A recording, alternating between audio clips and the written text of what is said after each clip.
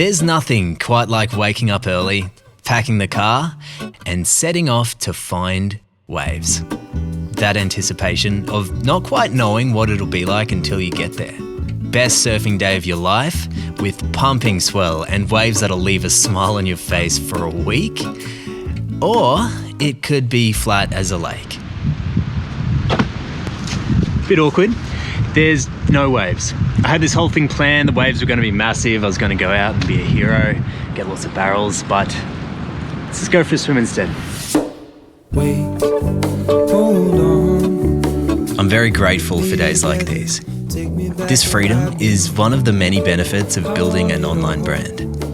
Because to be honest, I wouldn't have this lifestyle without Instagram. Earning money on social media has helped me pursue my acting career.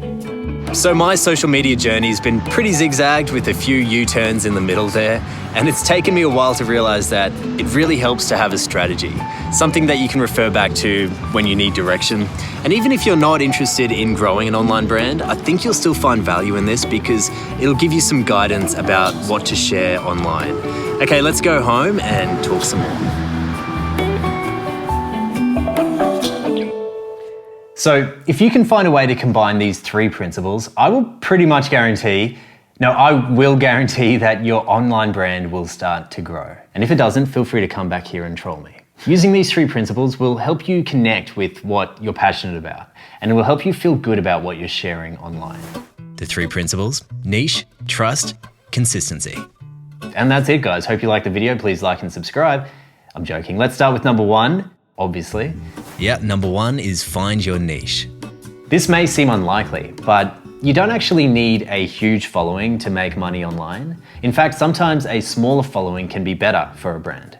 That's because a super engaged following of, say, 1,000 people following you because you're an authority on a very specific topic is exponentially more valuable to a brand than a huge influencer who's posting about a different product every day. In fact, Pat Flynn wrote an entire book on this concept called Superfans, which I highly recommend reading. This is where niching down or finding your niche becomes key. For me, for example, what I love reading about and learning about is anything in the improvement space, whether it's mindset, meditation, or journaling. And as I started writing about these things on my Instagram and receiving positive feedback from my followers, it became pretty clear that this should be my niche. And so I focused more on those topics and doubled down on making content on them. In fact, I recently watched a Skillshare class with the lovely Sorel Amor, and Sorel recommends finding 2 or 3 things that are unique to you and then combining them to form your unique selling proposition, your USP. For example, if you're really funny, into Harry Potter and cats, your USP could combine all of those 3 things and you'd become the funny Harry Potter chick who talks about cats.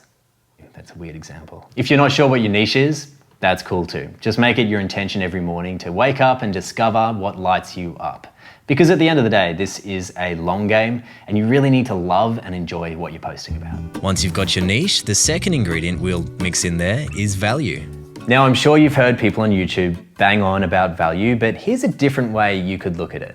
A key principle of the abundance mindset is that abundant people put their value out into the world without expecting anything in return. They know that they'll eventually be rewarded.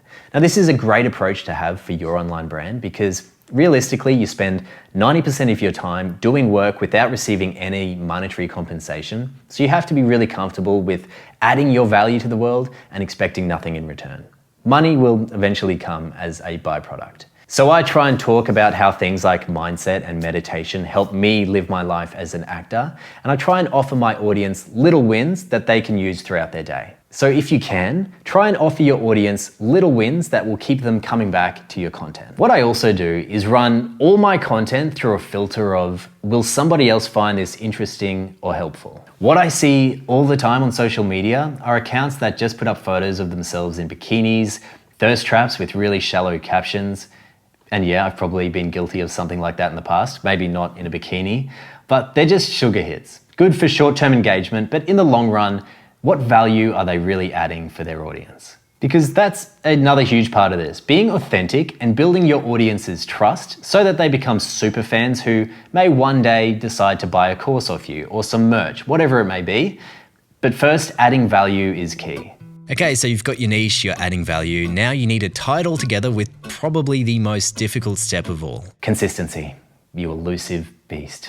We've all been there. Some weeks you feel like posting every day. Other weeks you can't post at all. The way I think about consistency, it's all about the tortoise and the hare. Stay with me. Do you want to be the hare, posting every day for a week and then burning out, not touching your phone again for months? Or would you prefer to be the tortoise? Low and slow, posting 3 times a week. It's achievable, you're not overdoing it, but in the long run, you've built yourself a nice little online brand. It took me a while to learn how to be a tortoise.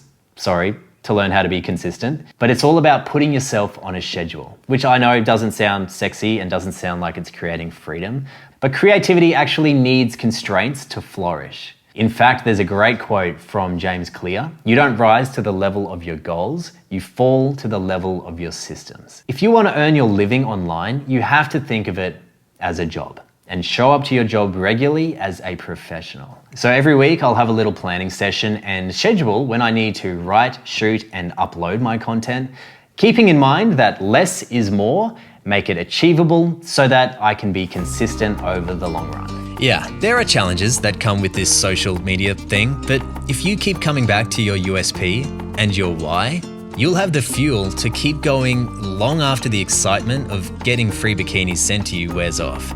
You'll have to become comfortable with putting yourself out there and get used to an uncertain paycheck. But in my opinion, the juice is worth the squeeze. There's no reason why you can't bring your own slice of authenticity and create freedom for yourself through your own online brand. I had a lot of fun making that. If you found any value in the video, please consider liking and subscribing. You can find me online on Instagram, Twitter, TikTok, and I just launched a new blog at nick-slater.com, so come and say hi. But until next week, stay safe and I'll see you soon.